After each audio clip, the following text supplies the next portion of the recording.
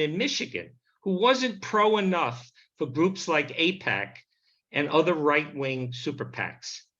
If we don't fight back, we will lose, and the progressive community will be out of business. But first, we need to educate ourselves on what it is we need to fight.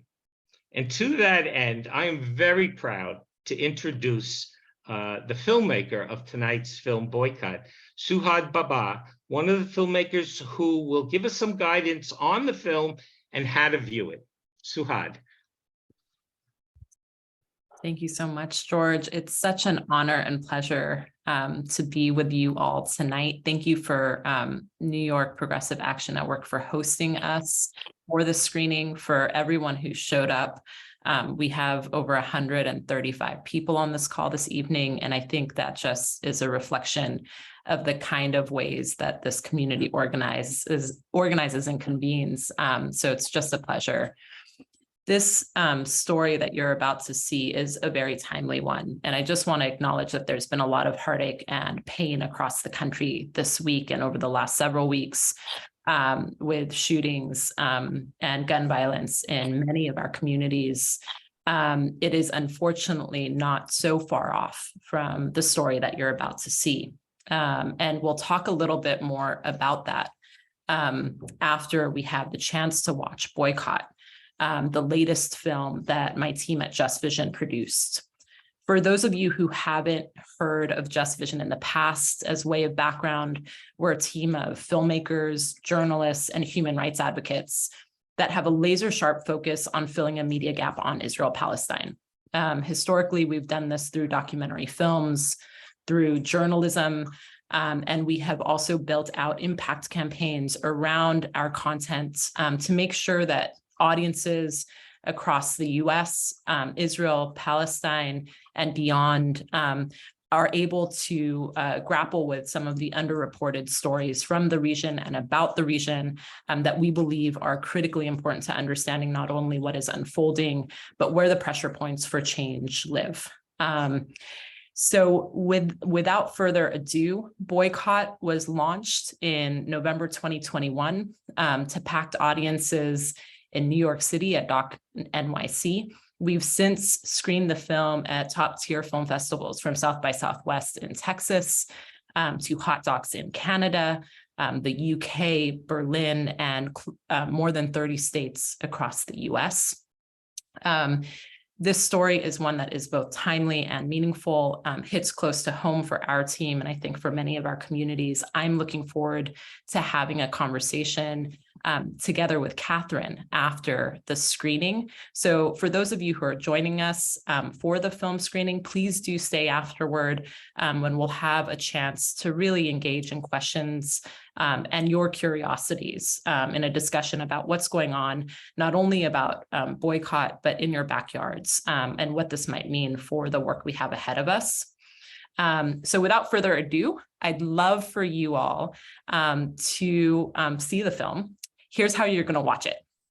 We're going to be adding 2 Vimeo links in the chat box. If your last name begins with A through M, the letters A through M, use the first link that we send.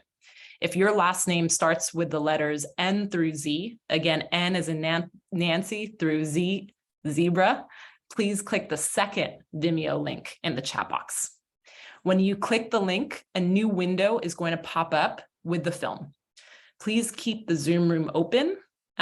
While you watch the film, we will make sure to mute you so that your sound doesn't come through and impact anyone else's viewing. But to maintain the collective feel, we'll go ahead and keep our Zoom rooms open.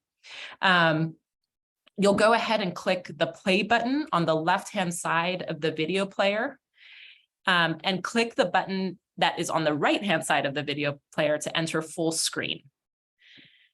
The film is going to play for about just under 75 minutes. We will regroup here at the end of that 75-minute period. That will bring us to right about 8:25. We'll go ahead and regroup here. And so with that, my colleague Kate Schwartz and Jordana Rubenstein Edberg are behind the scenes, making sure that you have the tools that you need.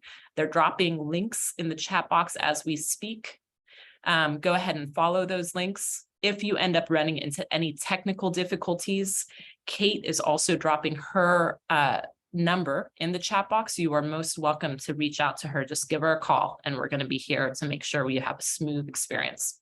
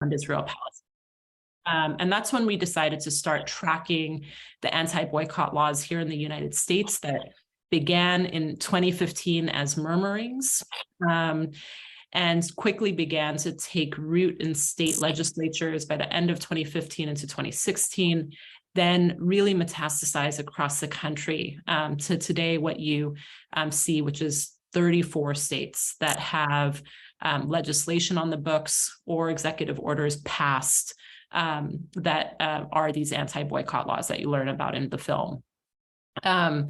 We also, took a bet pretty early on. Around 2017, you start to see people and plaintiffs like Esther Kuntz emerge. You don't meet Esther Kuntz in the film. She's actually someone who we loved getting the chance to know. She's a math teacher out of the state of Kansas, hired to do teacher trainings for the state of Kansas. And when she received a pledge that required her to sign away her rights to boycott the state of Israel if she wished, she decided to launch a lawsuit. She was the first person to do that. We took a bet that there were other courageous people that would be standing up too. And so that's really how we came to follow Mick Jordahl, Bahia Amawi, Alan Leverett, who you meet in the film, as well as several other plaintiffs who have launched cases across the country today, close to a dozen. So could you give us an update? The film was released in 2021, right? Could you give us an update on the cases, at least the ones that we see in the film? And I guess we're all particularly interested in the one that's heading toward the Supreme Court. Absolutely. I think one of the things, to take a little bit of a step back, and you see it in the film where early on people like Laura Friedman, researchers, those of us who have been following the anti-boycott laws, we had an instinct that these laws could quickly become templates to be used across issue areas. And sadly, by the time we started to finish the film in 2021, we started to see those templates be put to work. So the spring of 2021, the first bills, anti-boycott bills that target boycotts of the fossil fuels industry, as well as boycotts of the firearms industry, began to take root in places like Texas, Oklahoma, Alaska, North Dakota. And in last year, we saw 19 bills passed or introduced, 19 bills passed or introduced around the fossil fuels and firearms versions of these bills. At the end of December of 2022, we actually saw South Carolina use this template to expand further to target those who are concerned with abortion rights, transgender rights, as well as workplace equity issues. So this is metastasizing quite quickly. For those of you who are wondering, how does this happen? You have the chance to meet very briefly in the film the American Legislative Exchange Council, ALEC.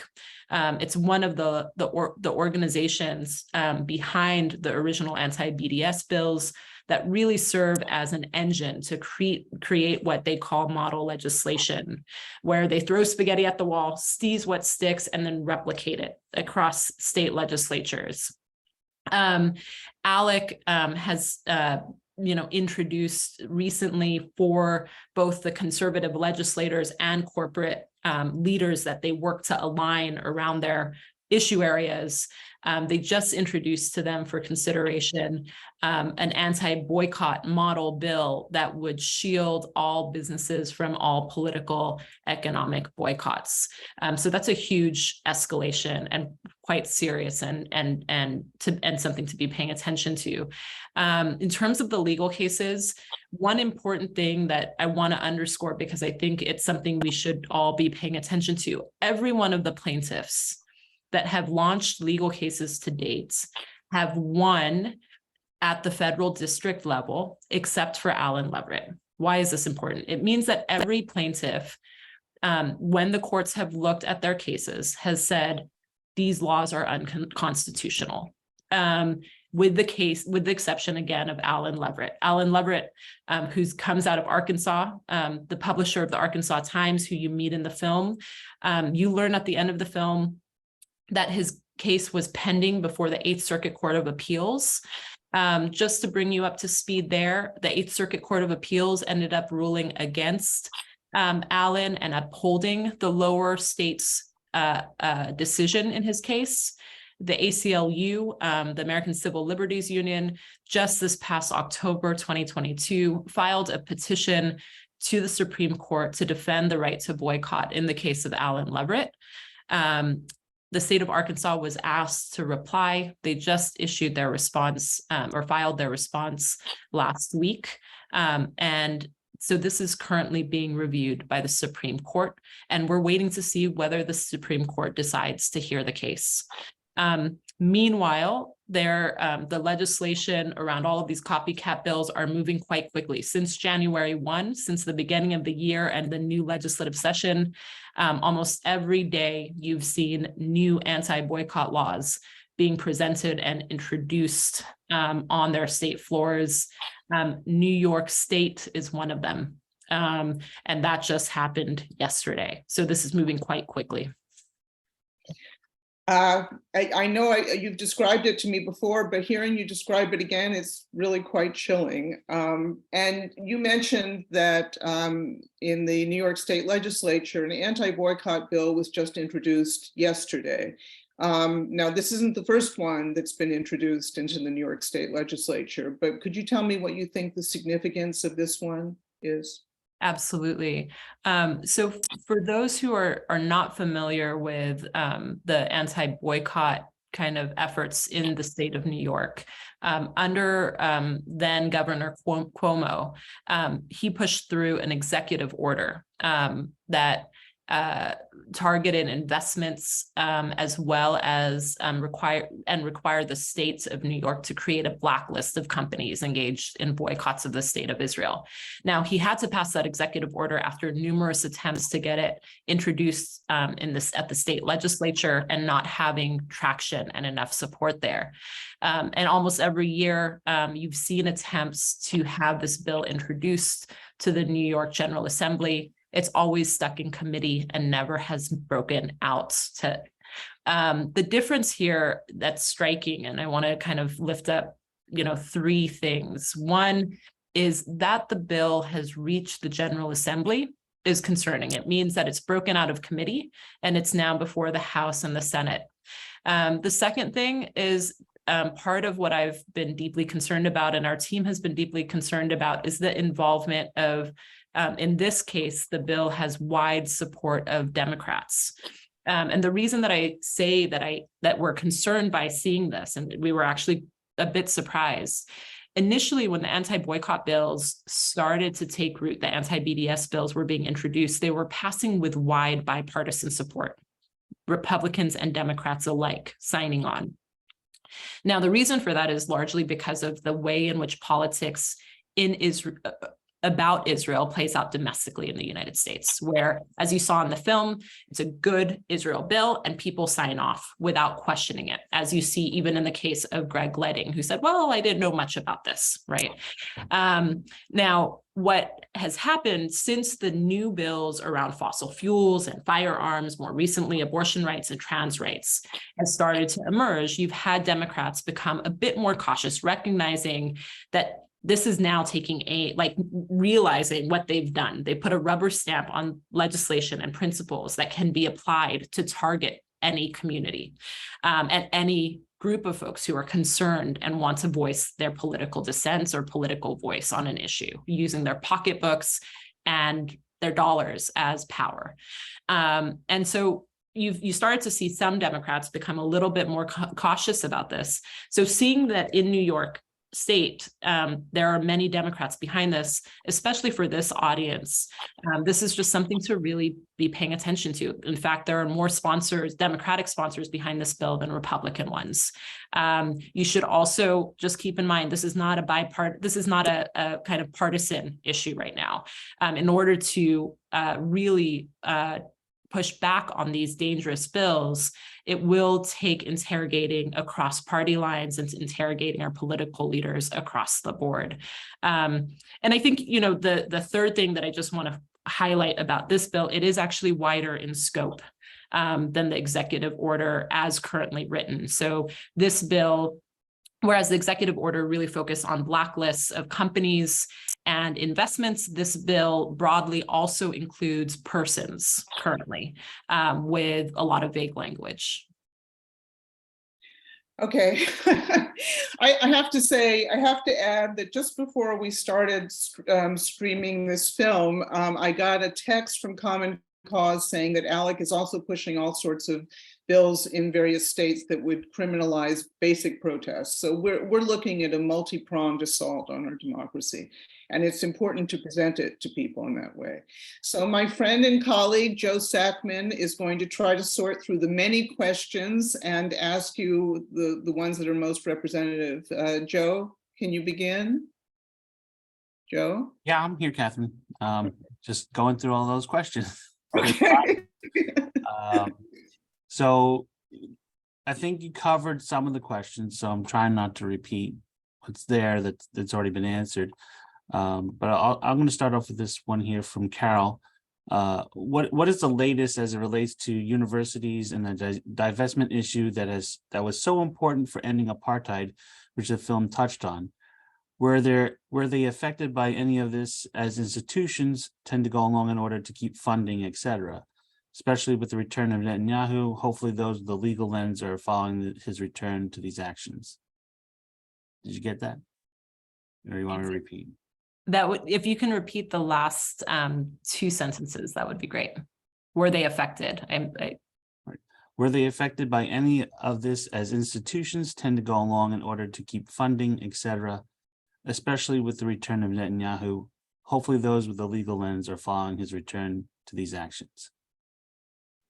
Thank you for raising that question, Carol. I think, I want to take a moment for those who are less familiar with boycott, divestment, sanctions, briefly touched on in the film. Boycott, divestment, sanctions is a call from Palestinian civil society in 2005, cutting across trade unions, universities, classes, and so forth, intellectuals and beyond, that band together and said, look, in the absence of accountability for the state of Israel, and also given that we unfortunately don't have local economic leverage over the superpower that is Israel economically, we are calling on the international community to employ boycotts, divestments, and sanctions of the state of Israel until it complies with its human rights violations.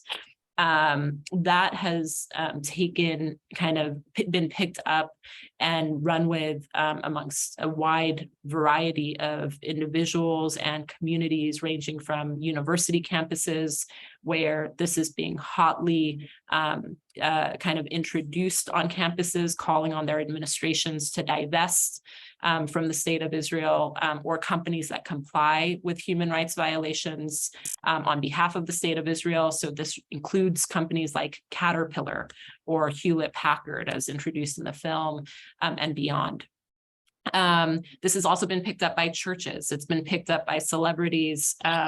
And it's also been something where you've seen major companies and banks, Deutsche Bank, for example, deciding that because of a number of reasons, including Israel's banking activities in the settlements, the Israeli settlements, which are deemed illegal under international law, that they would be withdrawing their funds from Israel.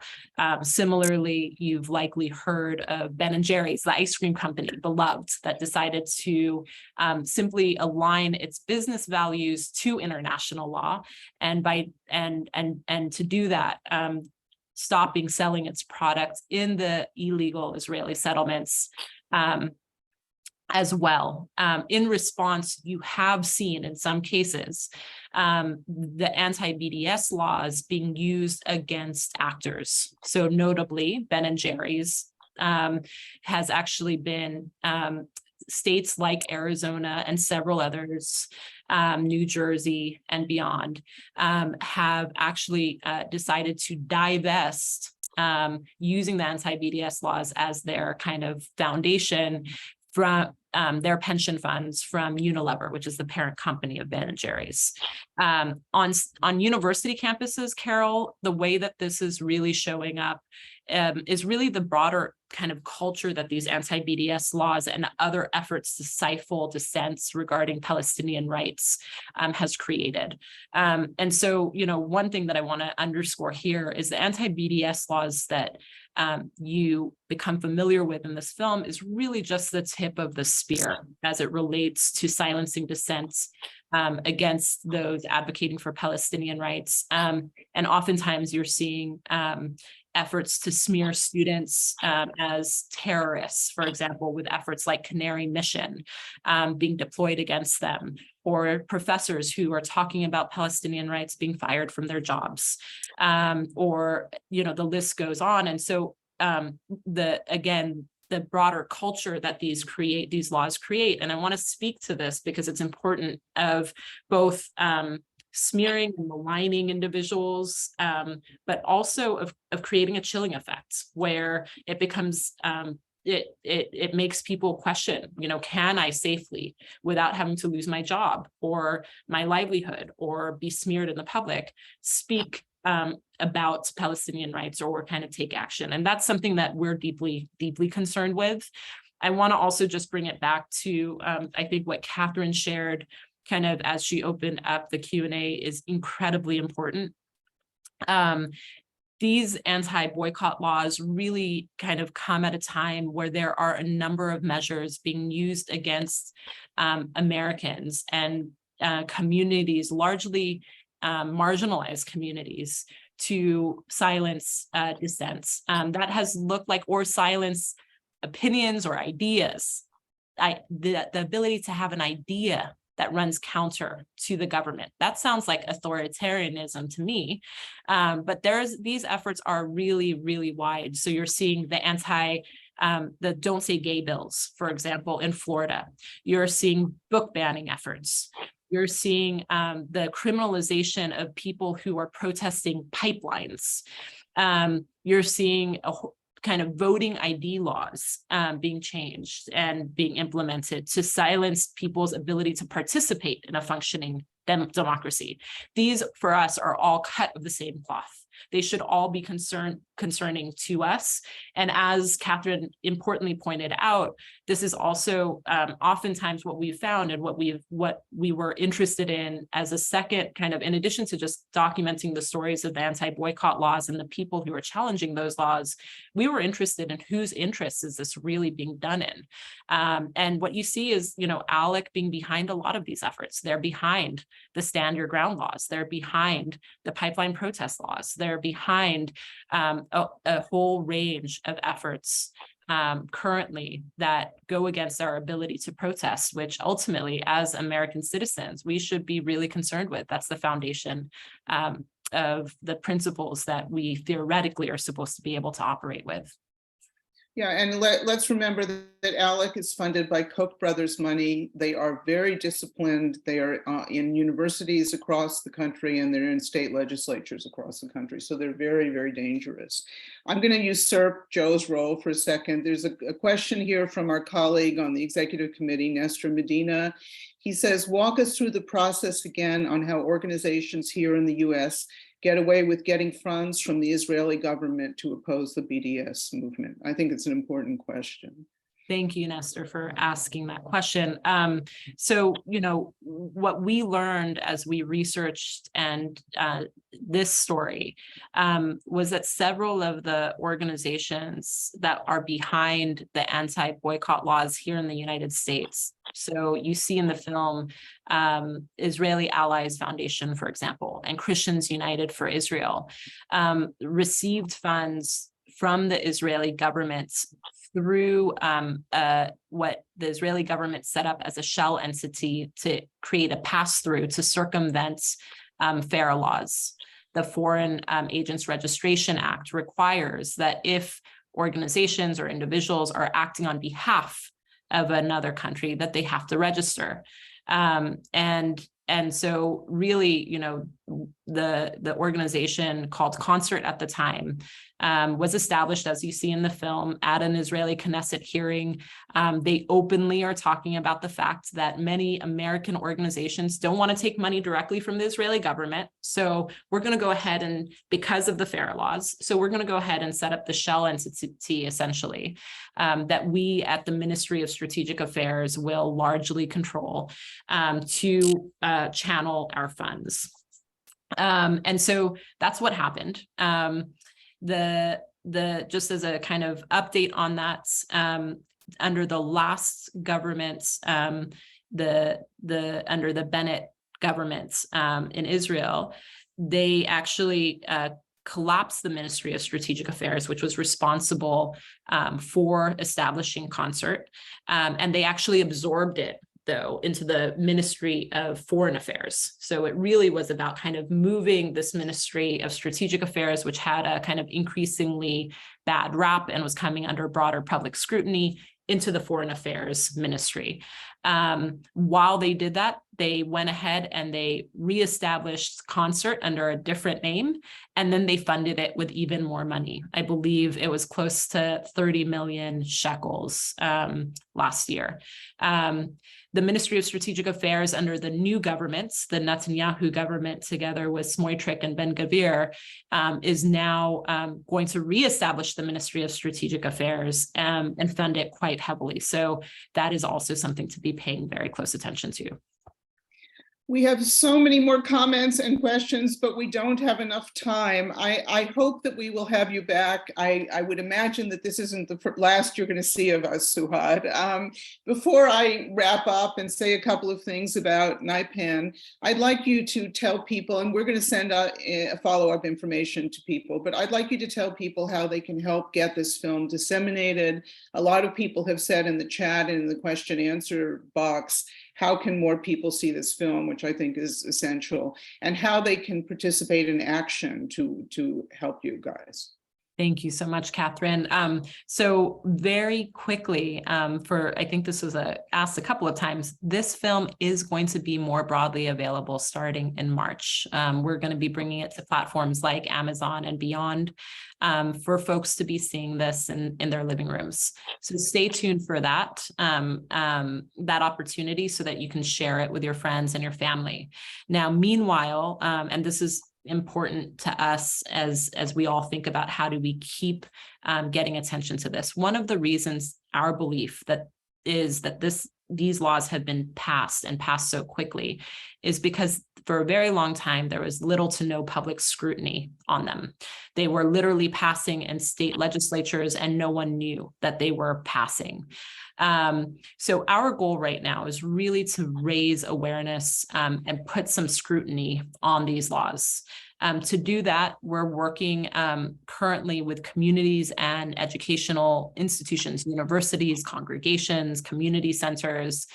We're in classrooms to really bring the story home to communities who need to be paying attention to this and seeing this. So if you are inclined to host a screening and you're moved by this story for your broader community, and if you want to have us come out and speak, please reach out to me at suhad@justvision.org, SUHAD@justvision.org. My colleague Jordana Rubenstein is going to also drop more info about how to get in touch with us in the chat box. I also will invite you to sign up to our email list at www.justvision.org. We will be following up with some resources that we think will be valuable to you, both as you continue to learn about these laws, but also as you might want to organize. We have a legislative tracker at www.justvision.org so that you can see what bills are playing out in your backyards and also share it with your friends and communities across the country who, so that they can find out what's going on in theirs. And we'll be rolling out a discussion guide, in-depth discussion guide, so you can be hosting screenings on your own in just a few weeks.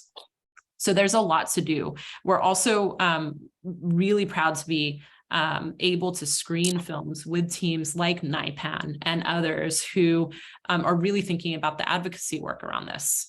This is not a silver bullet issue. We all will need to be doing our parts to make change on this.